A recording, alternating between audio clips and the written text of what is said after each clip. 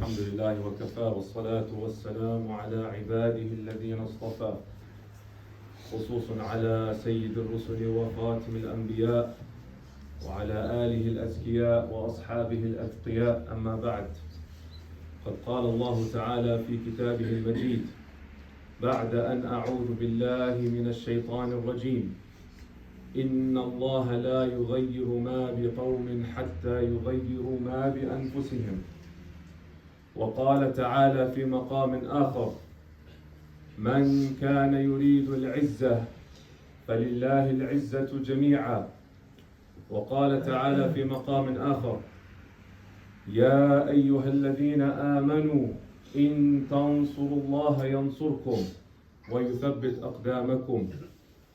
وعن سهل بن سعد رضي الله عنه قال جاء جبريل إلى النبي صلى الله عليه وسلم وقال يا محمد عش ما شئت فإنك ميت واحبب من شئت فإنك مفارقه واعمل ما شئت فإنك مجزي به. Alhamdulillah Rabbil Alameen, Allah subhanahu wa ta'ala has blessed us with so many blessings and favors, those that we know and those that we do not know. وَآتَاكُم مِّن كُلِّ مَا سَأَلْتُمُوهُ وَإِن تَعُدُّوا نِعْمَةَ اللَّهِ لَا تُحْصُوهَا إِنَّ الْإِنسَانَ لَظَلُومٌ كَفَّارٌ. Allah subhanahu wa ta'ala, He says in Surah Ibrahim, that Allah subhanahu wa ta'ala has given you everything that you have asked for. Each and every single one of us today, we woke up, alhamdulillah, in a good mood with tawfiq, the most important blessing, with tawfiq, that Allah subhanahu wa ta'ala has written you from His ibad, from His servants.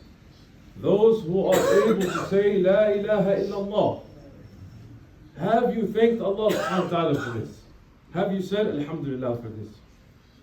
وَأَسْبَغَ عَلَيْكُمْ نِعْمَهُ ظَاهِرَةً وَبَاطِنًا. Allah subhanahu wa ta'ala hasn't just given you. No.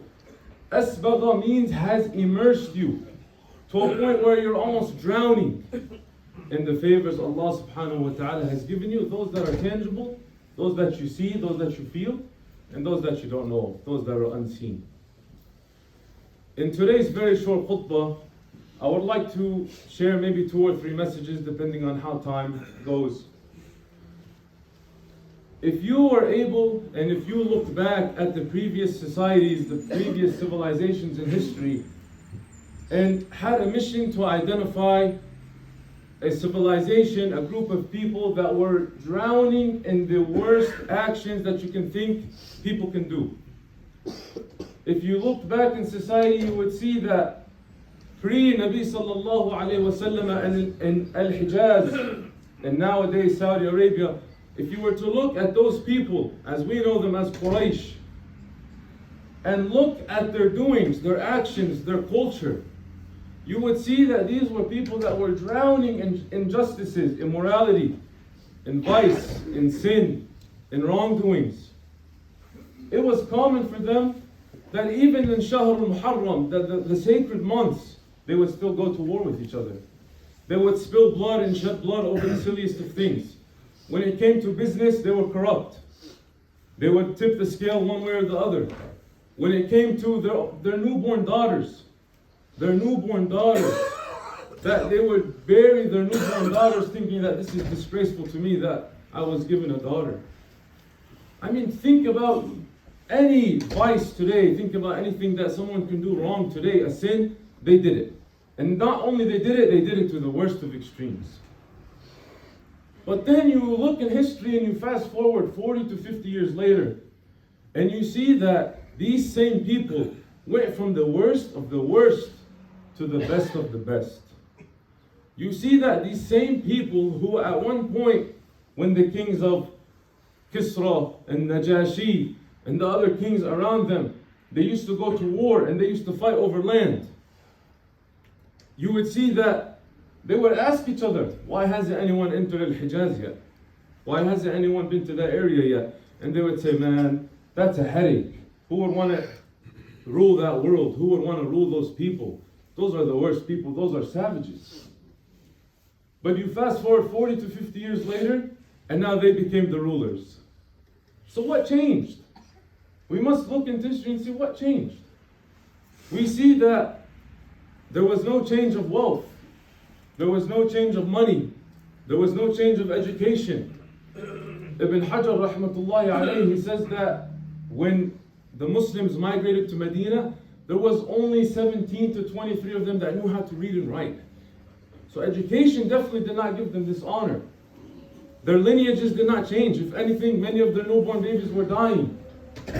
During the times of Mecca, when the Muslims were under boycott, many people passed away. As we know that Khadija radiallahu anha, she passed away. As we know, Abu Talib passed away.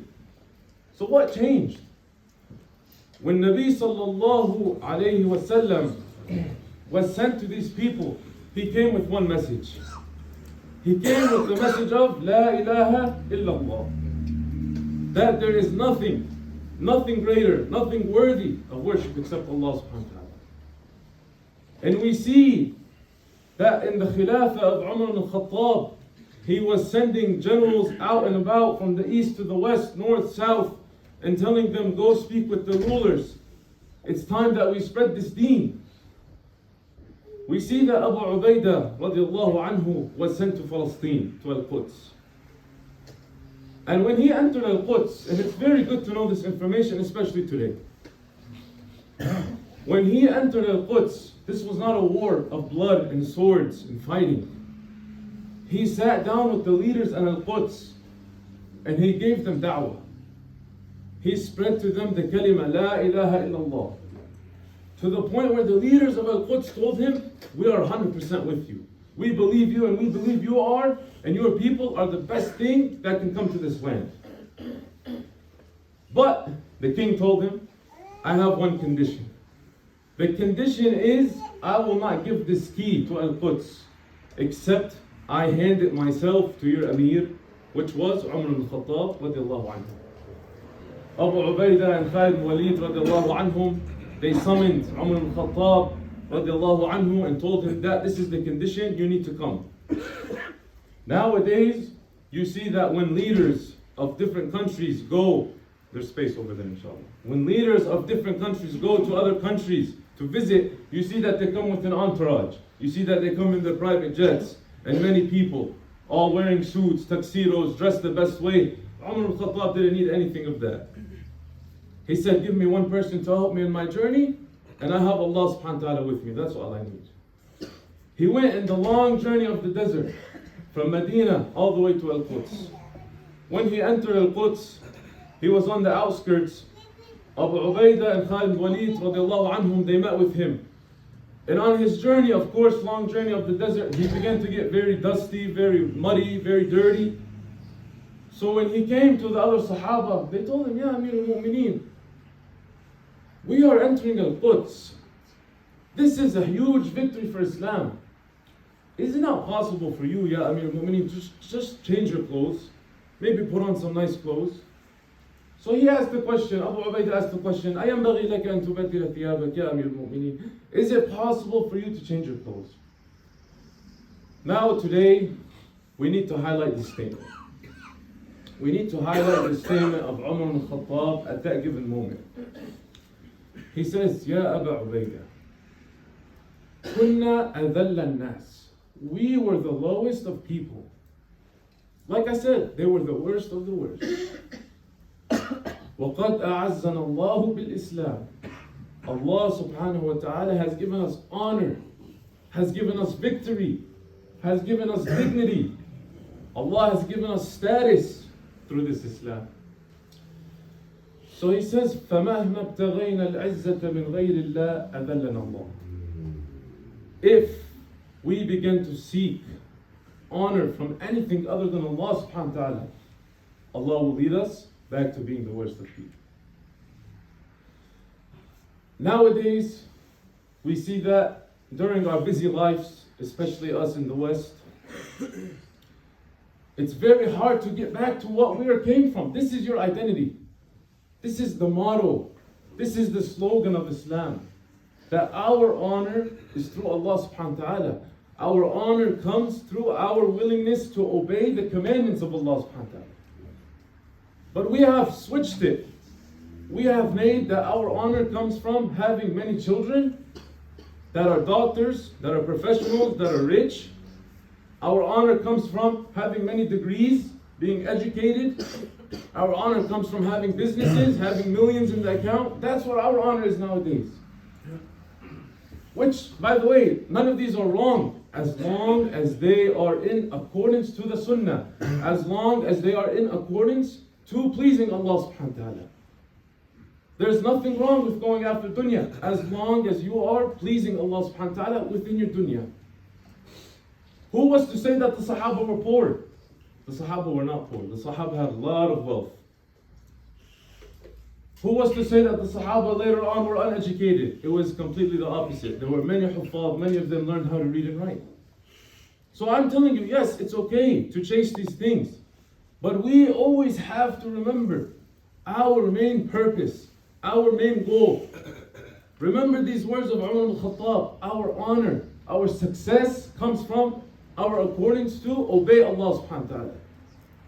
We must teach ourselves first and teach our children and teach each other that our success is not about how much money we die with.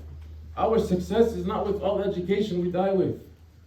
Our success is being freed from the hellfire and entering into Jannah. فَمَنْ زُحْزِحَ عَنِ النَّارِ وَأُدْخِلَ الْجَنَّةِ فَقَدْ فَازَ.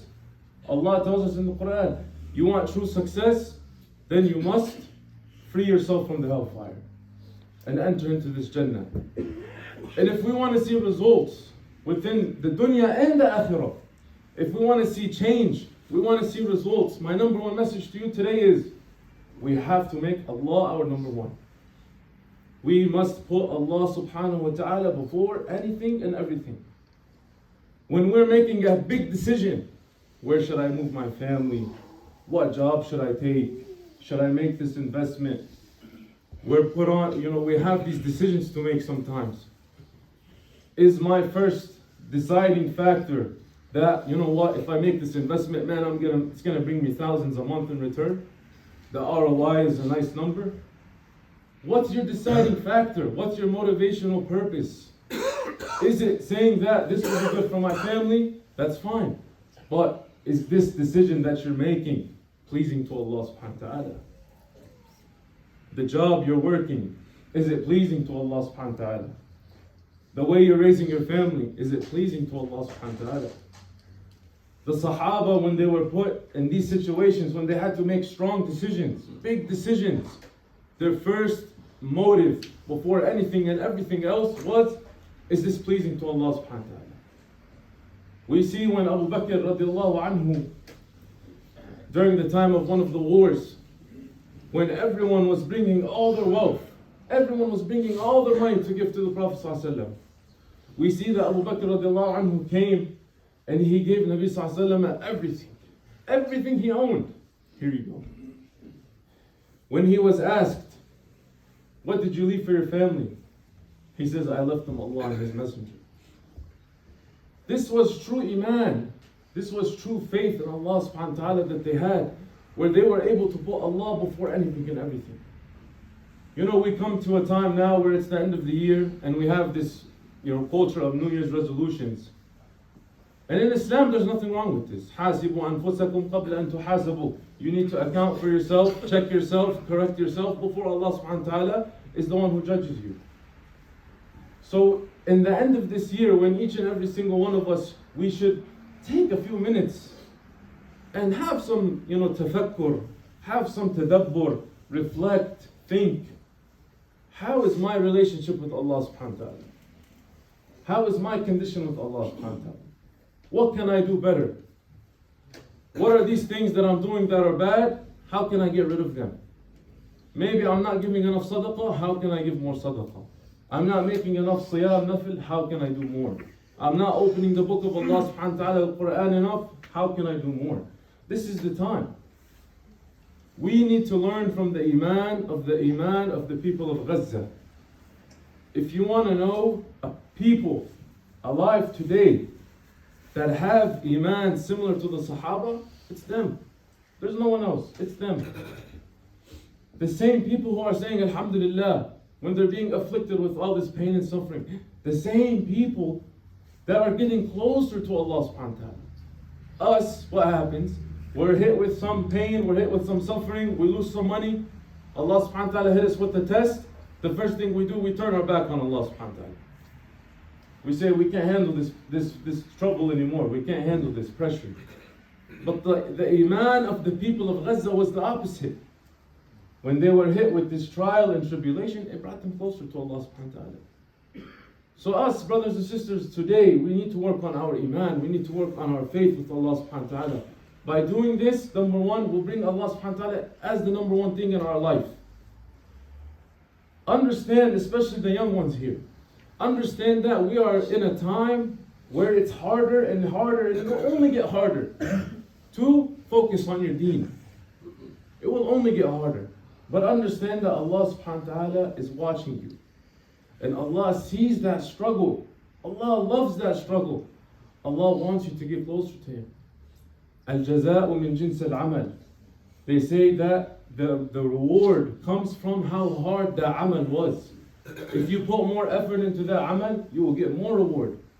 Al-ajr ala qadr al-mashaqqa also. We have that the ajr that you get is also based on how difficult that action was. So when it gets harder and you feel it's building up on you and it's getting tough and difficult, push yourself through, because you're only getting more and more reward from Allah subhanahu wa ta'ala.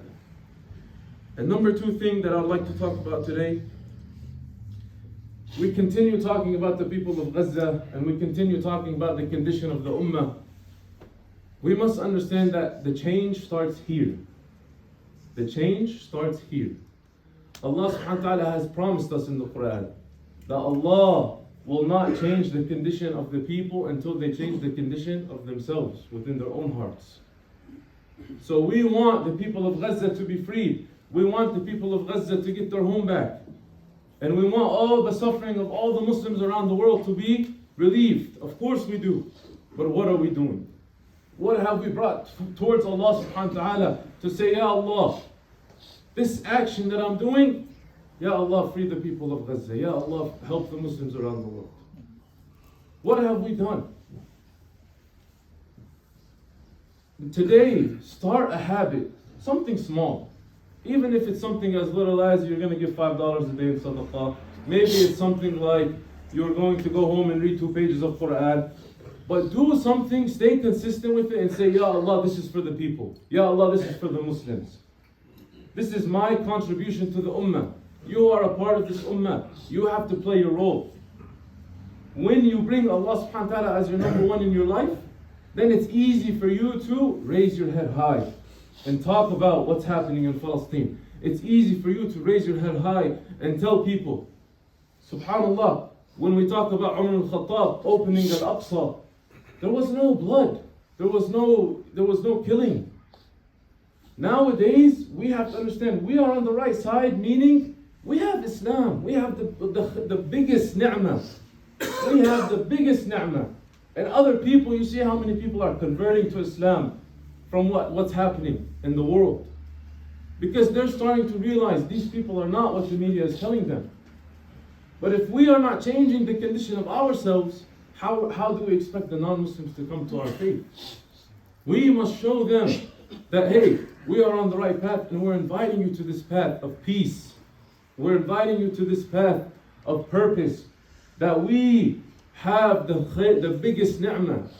I believe it was Imam Abu Hanifa, maybe one of the Saleh, he said that if the kings, the rulers of other civilizations knew the ni'mah we have of Islam in our hearts, they would come and try to take that ni'mah with their swords.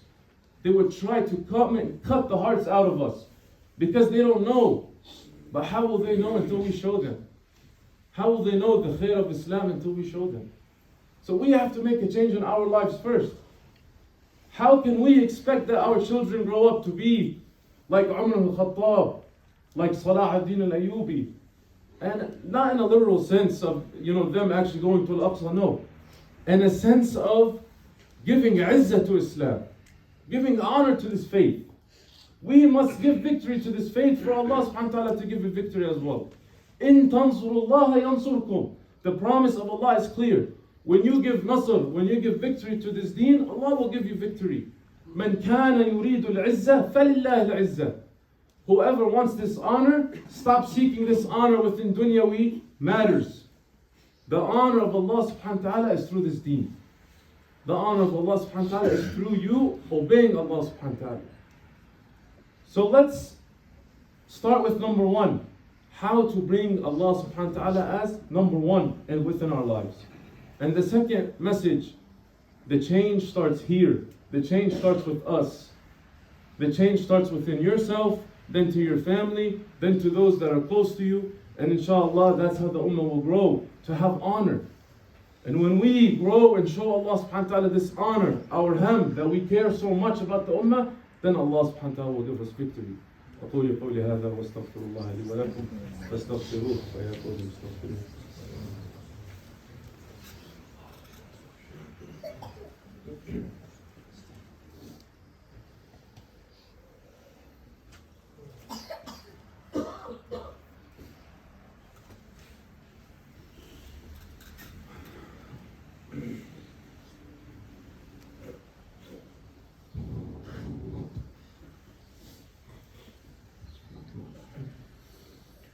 إن الحمد لله نحمده ونستعينه ونستغفره ونؤمن به ونتوكل عليه ونعوذ بالله من شرور أنفسنا ومن سيئات أعمالنا من يهده الله فهو المهتد ومن يضلل فلن تجد له وليا مرشدا وأشهد أن لا إله إلا الله وحده لا شريك له وأشهد أن محمدا عبده ورسوله. عباد الله، قال الله تعالى في كتابه المجيد بعد أن أعوذ بالله من الشيطان الرجيم: يا أيها الذين آمنوا اتقوا الله حق تقاته ولا تموتن إلا وأنتم مسلمون. وقال تعالى: يا أيها الناس اتقوا ربكم الذي خلقكم من نفس واحدة وخلق منها زوجها وبث منهما رجالا كثيرا ونساء واتقوا الله الذي تساءلون به والأرحام إن الله كان عليكم رقيبا. وقال تعالى: يا أيها الذين آمنوا اتقوا الله وقولوا قولا سديدا يصلح لكم أعمالكم ويغفر لكم ذنوبكم ومن يطع الله ورسوله فقد فاز فوزا عظيما.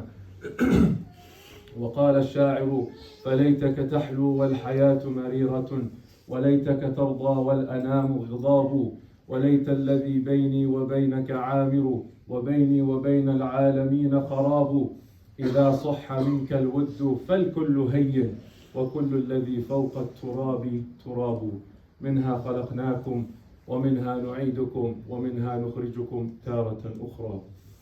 عباد الله، إن الله أمرنا بأمر بدأ فيه بنفسه وثنى بملائكته قدسه حيث قال: إن الله وملائكته يصلون على النبي يا أيها الذين آمنوا صلوا عليه وسلموا تسليما. اللهم صل وسلم وزد وبارك وأنعم وأكرم على حبيبنا ومولانا محمد كلما ذكره الذاكرون وكلما غفل عن ذكره الغافلون. اللهم أعز الإسلام والمسلمين، اللهم انصر الإسلام والمسلمين، اللهم انصر أهل غزة وكن لهم ناصرا ومعينا ومؤيدا وظهيرا. اللهم عليك بالظالمين فإنهم لا يعجزونك. اللهم أرنا فيهم عجائب قدرتك. اللهم أهلكهم كما أهلكت عادا وثمود. اللهم منزل الكتاب مجري السحاب هازم الأحزاب اهزمهم وزلزلهم. اللهم آتنا في الدنيا حسنة وفي الآخرة حسنة وقنا عذاب النار. عباد الله، إن الله يأمر بالعدل والإحسان وإيتاء ذي القربى وينهى عن الفحشاء والمنكر والبغي يعظكم لعلكم تذكرون. اذكروا الله العظيم يذكركم واشكروه يزدكم ولذكر الله أكبر والله يعلم ما تصنعون.